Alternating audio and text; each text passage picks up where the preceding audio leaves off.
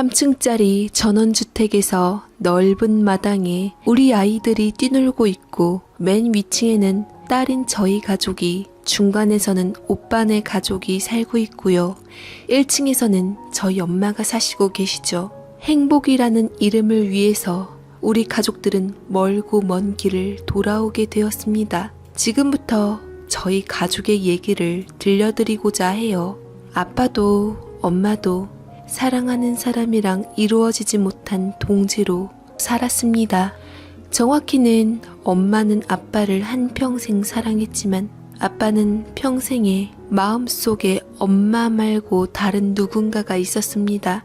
제가 보면 참으로 치졸한 불륜에 불과하지만 아빠에게는 천년의 로맨스라더군요. 엄마는 아빠를 사랑한 대가로 평생 동안 마음속으로 여자로서 열등감을 안고 살아야만 했습니다. 보다 쉽게 설명한다면 한마디로 젊은 시절 아빠는 엄마와 결혼하기 전 어느 부잣집 사모님과 사랑에 빠졌다가 사이에 애까지 낳았지만 상간남의 낙인이 찍혀 애만 키우는 미혼부가 되었고 부잣집 사모님은 남편에게로 돌아가 가정을 지켰다고 하더군요. 그래서 아빠는 부잣집 사모님과 힘들게 헤어지고 사이에서 태어난 아들을 키우며 살았는데 미혼부라 호적에도 못 올려 할아버지 할머니 호적에 대신 올리며 키웠다고 하죠. 얼마나 부잣집 사모님을 사랑했는지 그 여자를 평생을 그리며 눈물겹게도 혼자 산다고 했는데 그런 남자도 여자 복은 있었던 건지 한 동네에서 예전부터 아빠를 짝사랑했던 엄마가 죽자 사자 매달려 결혼을 결심하게 되었고 지금의 저를 낳은 후 가정 꾸리며 잘 살게 되었더랬죠. 우리 엄마가 워낙 마음씨가 좋고 착했던 여자여서 당시 부모님 반대에도 불구하고 꽃다운 시절에 아빠가 키우던 아들도 결혼했으면 본인 아들이라며 아들로서 책임지겠다 하셨고 지금까지 오빠와 나를 애지중지 키우는 어머니로서 그리고 한때 아빠의 내조를 책임지는 아내로서 최선을 다해 헌신적으로 살았습니다. 아빠도 그런 엄마에게 고맙고 미안했던지 정신 차린 후 부잣집 사모님에 대한 미련을 완전히 끊어버린 채 아빠와 오빠를 받아준 엄마를 아껴주며 살았는데 간혹 아빠가 오빠를 특유의 눈빛으로 멍하게 있을 적이 보일 때마다 아빠와 닮지 않은 오빠에게 있는 누군가의 모습을 본다고 생각할 때마다 엄마는 애써 티를 안 내려 했지만 많이 힘들어하는 게 보이긴 했습니다. 유채야, 넌 진심으로 사랑하는 사람이랑 결혼하지 마. 적당히 사랑하는 사람이랑 결혼해야지 어떤 모습을 보더라도 실망하지 않고 상처받지도 않으며 살게 돼. 알았지? 라고 슬프게 말했던 것이 떠올랐는데 어렸을 적에는 왜 엄마가 그러는지 몰랐지만 제가 철이 들고 알아갈수록 참으로 마음이 아프더라고요. 더욱이 엄마의 상처에 소금을 뿌린 사람들은 바로 할머니 할아버지였습니다. 언제 한번 할머니 댁에 놀러갔을 때 할아버지께서는 약주 한 잔 드시고는 굳이 엄마 앞에서 얘기하지 않아도 될 시시콜콜한 아빠 과거사를 얘기하기 시작했는데 아빠 신분에 넘볼 수 없는 대단한 여자와 사랑했지만 정작 결혼은 별 볼 일 없는 저희 엄마랑 하게 되었다는 한탄스런 말을 정말로 아무렇지도 않게 하더라고요. 알고 있냐? 너희 엄마가 우리 아들을 죽자 사자 쫓아다녔는데 우리 아들은 너희 엄마는 관심도 없고 귀하고 고운 귀부인을 사랑했다. 원래 우리 집에 인사도 오는 고운 아가씨였는데 부모 반대로 끼리끼리 잘난 딴 신랑과 만나서 결혼했다가 사이에 아들 하나 낳고 잘 사는 듯 했다가 결국은 우리 아들 잊지 못하고 다시 만나 정호까지 낳은 거 아니겠냐. 천하의 가정 파괴범이 되어서 멱살 잡히고 동네 방네 욕을 먹긴 했어도 사람 마음 가는 걸 인력으로 어찌하겠노. 라며 아빠를 마치 대단한 위인이나 되는 듯 말씀하셨는데 그래봤자 아빠는 그쪽 입장에서 보면 상간남일 뿐인데 상간남인 치욕스런 과거를 대단한 듯 자랑하는 할아버지가 우습기 짝이 없었습니다. 귀한 부인? 부잣집 사모님? 그딴 게 다 뭐라고. 상간남 상간녀가 그럴듯한 로맨스로 포장해놓고 주변 사람들 다 상처 주고 그게 뭐 하는 것인지 참으로 얼척이 없더이다. 그럴 때마다 엄마가 정말 가엾게 느껴지더라고요. 하지만 엄마는 늘 씩씩하고 꿋꿋하게 기죽지 않고 살았습니다. 예전에 제 남편이 누굴 사랑해서 어떻게 살았든 이미 그건 다 과거일 뿐이고 지금은 사랑도 아들도 다 제 것이 되었으니 제가 진정한 승자 아니겠어요? 저 한상미도 예전에 아주 동네에서 인기 많고 저 한번 만나보려고 잘나가는 남자들이 수백 명이었다 이거예요. 그러니까 고리타분하게 옛 이야기 좀 그만하시고 착착 좀 하셨으면 좋겠어요. 라고 딱 부러지게 되받아치니 약주 중에 얼큰하게 취해 있던 할아버지도 할머니도 버릇없다며 뭐 저런 게 집안에 들어왔냐고 뒷목을 잡았더랬습니다. 그때 전 엄마의 당돌함이 참으로 멋져 보였어요. 믿음직스럽고 자랑스러운 저희 엄마였지요. 엄마는 그때마다 그치지 않고 아빠의 옆구리를 치며 눈을 흘기기도 했습니다. 당신도 아버님 어머님 저러실 때 가만히 있지만 말고 제 편 좀 들어줘야 돼요. 당신이 가만히 있으면 인정하는 꼴밖에 안 되잖아요. 괜찮다면 당신이 딱 앞에 멋있게 나서서 내가 지금 사랑하는 사람은 이 사람이니까 더 이상 그런 말 마세요. 아, 이렇게 멋지게 한마디 해주시면 내가 얼마나 살겠어요. 많이는 안 바랄 테니까 아주 가끔씩만 그렇게 해주면 좋을 것 같아요. 알겠죠? 하며 능청스럽게 눈을 찡긋하는 엄마는 속으로는 그 속이 말이 아닐 테지만 아빠 앞에서는 생기발랄한 책임감 있는 엄마이자 무한 긍정인 아내였습니다. 아빠는 처음에 엄마의 모습에 어이없어하며 기가 차하는 것 같기도 했지만 뭐 틀린 말도 아니었고 아빠도 더 이상 옛사랑에 매달리지 않겠다 다짐했으니 엄마가 못 박은 이후로는 할아버지 할머니 앞에서 엄마가 시키는 대로 얘기해 주었습니다. 그 모습에 왼종일 신이 나하며 기뻐하던 엄마의 모습이 참으로 순수한 소녀 같던 게 생각이 났네요. 어찌되었든 아빠를 사랑한 죄로 모든 것을 짊어져야 한 가련한 주인공이 되어버린 엄마는 씩씩하게 나를 낳아서 야무지게 잘 길렀고 친엄마한테 버림받은 오빠도 절대로 차별 같은 거 하지 않고 저와 동등하게 사랑 주며 든든하게 키웠습니다. 그래서 오빠는 특히나 엄마에 대한 사랑을 알고 더 고마워했고 은인처럼 여기며 살기도 했어요. 가끔 엄마에 대한 사랑이 느껴져 벅차올랐던지 요리 솜씨 없는 엄마가 만들어주는 식사를 맛없어도 꿋꿋하게 다 비우며 눈시울을 붉히기도 했습니다. 만약 내가 잘 되면 꼭 어머니께 은혜를 갚고 싶어. 날 친아들보다 더 사랑해준 어머니께 정말 감사하다는 마음뿐이다 정말. 유채야, 나는 정말 네가 행복했으면 좋겠어. 세상에 너와 어머니처럼 밝고 건강한 에너지를 가진 사람을 본 적이 없는 것 같아. 난 우리 가족들을 정말 사랑해. 아, 그래? 아유, 고맙네. 오빠가 그렇게 마음 먹어주니까 부디 그게 진심이기를 바랄게. 오빠만 알면 엄마도 되게 기뻐하겠다. 그치? 라고 감정에 벅찬 오빠 앞에서 비아냥대며 말을 했는데 솔직히 저는 당시 그런 오빠가 늘 내키지 않고 참으로 마뜩찮더라고요.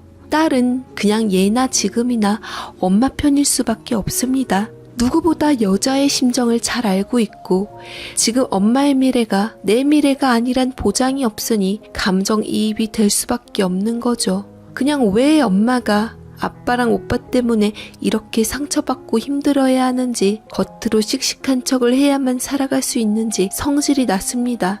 하지만 행여나 저까지 더 보태어 엄마가 힘들어질까봐 꾹 눌러 참고 가족에 관한 복잡한 심경을 외면하면서 살아온 것 같아요. 아버지의 사연에 관해 모든 것을 알고 있는 듯한 오빠는 사춘기가 오기 시작하면서 스스로에게 콤플렉스가 굉장히 심해졌습니다. 언젠가부터 무단으로 학교를 빠지기 시작했고 나쁜 친구들이랑 어울리기 시작하면서부터 집에 안 들어오는 날도 많아지더라고요. 그렇지만 그런 오빠를 감싸 안아주는 것 역시도 바로 저희 엄마였어요.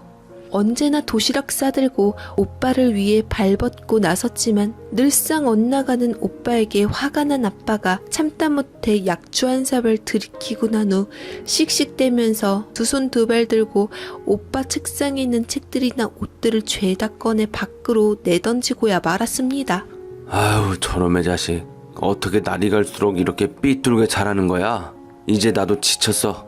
당신 볼 면목도 없고 내가 지를 어떻게 키웠는데 그냥 지 인생 지 멋대로 알아서 살라 해. 이젠 나도 모르겠으니까. 라고 목에 핏대를 세워놓고 소리를 질렀는데 반항적인 눈빛으로 쏘아보는 오빠를 안아주며 다독이고는 오빠를 위해 대신 아빠에게 소리를 쳐주었습니다. 그만 좀 해요. 왜 애한테 그래요? 우리 정우가 얼마나 지금 잘해내고 있는데 더 이상 정우에게 그러지 마요. 당신 아들이기 전에 내 아들이기도 해요. 차근차근 잘 알아듣게 대화하고 설명하면 알아듣는 아이니까 그런 식으로 화만 내지 말아요. 나도 더 이상 가만 안 있을 거예요. 뭐? 아주 웃기시네. 어디서 정우 엄마 코스프레야. 막말로 정우한테 아무것도 아닌 게. 그러자 아빠가 평소답지 않게 기막힌 듯 엄마를 보며 특유의 말투로 비아냥거리는데 아무리 취한 상태이고 눈에 뵈지 않을 정도로 화가 났지만 이런 식의 말은 아무리 제 아빠지만 정이 떨어지더라고요. 그동안 아빠에게 애정을 갖고 집안의 평화를 위해 살았던 엄마에게 할 말은 아니었어요. 엄마가 취기 어린 아빠와 싸우기 싫어서 자리를 피하려 했는데 또 그걸 굳이 붙잡아가면서 아빠는 막말을 서슴지 않았습니다. 당신 가식 좀 떨지 마. 말이야 바른 말이지. 정우 당신 아들도 아니면서 왜 이렇게 감싸는 척을 해? 좀 솔직해져봐. 정우 이렇게 엇나가고 하니까 참 깨소금이지? 내가 사랑했던 여자의 아들이니까 이런 식으로 잘못 나가는 게 참으로 쌤통 아니냐고. 난 진짜 알다가도 모르겠어 당신 얼굴을. 지 엄마 닮은 정우가 미워 죽겠다는 얼굴을 하고 질투를 하는 게 뻔히 보이는데 정우를 이제 와서 감싸기라도 하면 당신 위치가 좀 올라가는 것 같은가 본데 천만에. 당신은 절대 정우 친엄마가 될 수 없는 계모일 뿐더러 그럴수록 가식적으로 보일 뿐이야. 아주 속이 시커먼 게 최악이라고.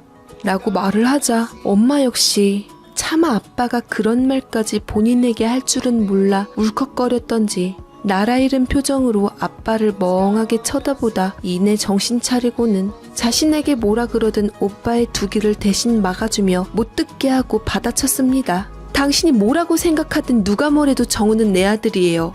내가 당신을 사랑한 만큼 내 아들도 당연히 사랑할 수밖에 없어요. 난 정우 엄마니깐요. 당신이 날 정우 엄마로 만들어줬으면서 어떻게 나한테 그런 소리를 할 수가 있어요? 내가 상처받는 건 상관없으니까 못된 말로 정우 더 이상 아프게 하지 말아요.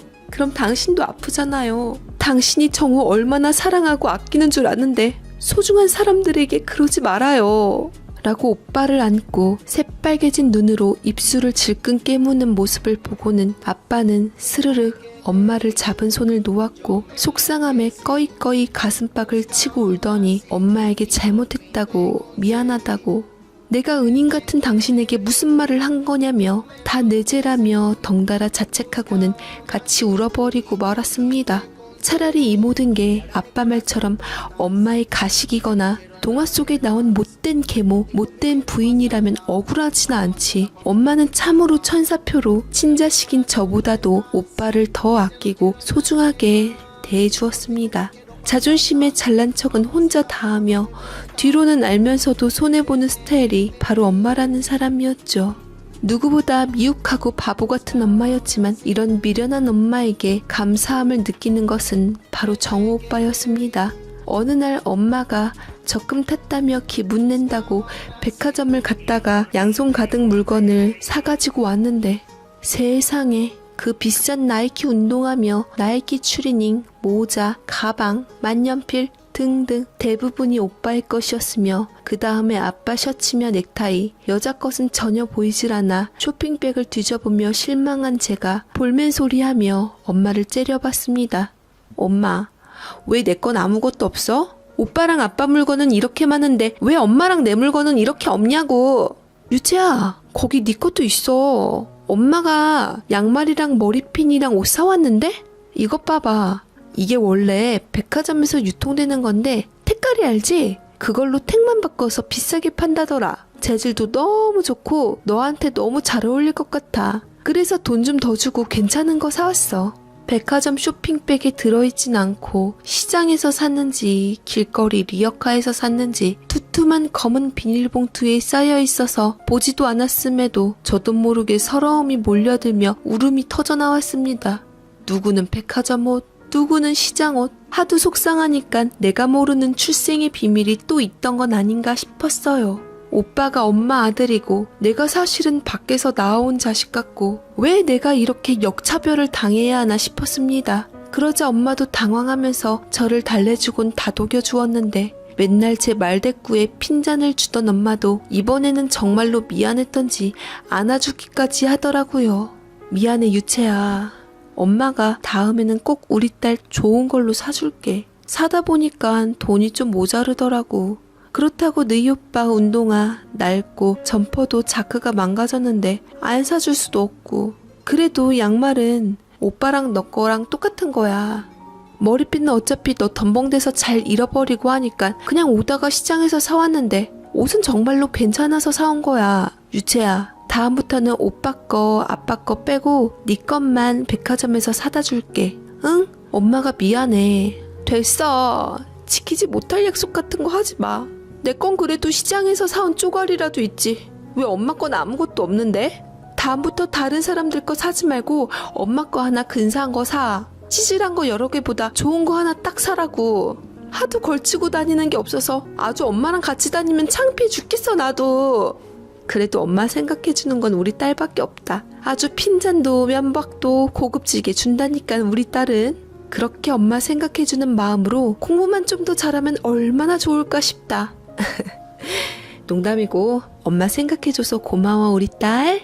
제가 따내는 핀잔을 주니 그제서야 엄마는 그래도 엄마 생각해주는 건 우리 딸밖에 없다며 이해해줘서 고맙다고 미소를 지었습니다. 저는 감정을 꾹 참아내고 엄마가 오빠한테 그 귀한 비싼 물건을 모두 건네는 걸 눈뜨고 봐야만 했는데요. 오빠는 평소에 학교에 있을 적이나 아빠랑만 있을 때는 성격이 어둡고 말도 잘 없는 사람이었지만 언제부턴가 엄마의 노력이 통했던지 나와 엄마에게만큼은 둘도 없는 효자였고 세상에서 가장 다정한 오빠로 거듭나기 시작했습니다. 오빠는 반항도 하고 학교에서 적응 못하는 사람이었지만 집에 와서는 공부를 얼마나 하던지 키도 크고 인물도 훤해서 여자들에게도 인기가 많았던 걸로 기억하지만 오빠는 거들떠도 보지 않고 오로지 자신의 인생에만 신경을 쓰는 듯 했어요. 오빠는 자신을 버린 어머니에 대해 미움이 가득한 상황이었고 친엄마라면 치를 떠는 약점을 갖고 있기도 했지만 그것도 엄마가 좋게 타일러 오빠의 삐죽삐죽한 마음을 잘 어루만져 주었습니다. 그 덕에 오빠는 더 이상 어긋나지 않고 마음을 바로잡아 공부에만 매진하게 되었는데 오빠는 대학도 좋은 데 가게 되어서 서울로 올라가게 되었어요. 물론 전 창피하게도 오빠가 군대 다녀오고 졸업할 때쯤 지방에 있는 대학교를 가게 되었지만요. 그래도 엄마는 자식들 대학에 다 입학했다며 온 동네방네 떠들고 자랑하며 다녔답니다. 이 모습을 쭉 지켜본 아빠는 엄마의 진정성 있는 진심을 깨닫고서 더욱더 엄마에게 잘하려고 노력했어요. 저와 정우 오빠는 오직 행복 하나만을 보고 노력하고 두 발 벗고 책임있게 나서는 엄마를 봐서라도 이 가정이 영영 깨어지지 않기를. 자식들 이제 다 대학 가고 출가할 때 되었으니 노후에 서로를 의지하며 이젠 신혼으로 돌아간 부부처럼 잘 살기만을 간절히 바라보았어요. 가정을 위해서라면 뭐든지 할 것 같던 엄마가 화목한 가정을 지키고 싶어 했던 건 어찌 보면 다 아빠를 사랑하기 때문이었는지 모르는데 허나 하늘은 엄마의 노력에도 불구하고 엄마가 가장 사랑하는 사람을 빼앗아가 버리고 말았습니다. 어찌 보면 하늘의 계시였는지도 모르겠어요. 여기 대학병원입니다. 지금 환자분께서 큰 사고가 나는 바람에 상태가 위중하셔서 보호자분께서 빨리 오셔야 할 것 같습니다. 소식을 듣자마자 엄마는 헐레벌떡 슬리퍼도 짝짝이로 바꿔 신은 상태로 아빠가 누워있다던 병원에 갔다지만 이미 아빠는 하늘나라로 돌이킬 수 없는 걸음을 한 상태였습니다. 사인은 아빠가 역주행하는 차량을 피해 대신 가드레일을 들이박아 차가 전복되어 돌아가셨는데요.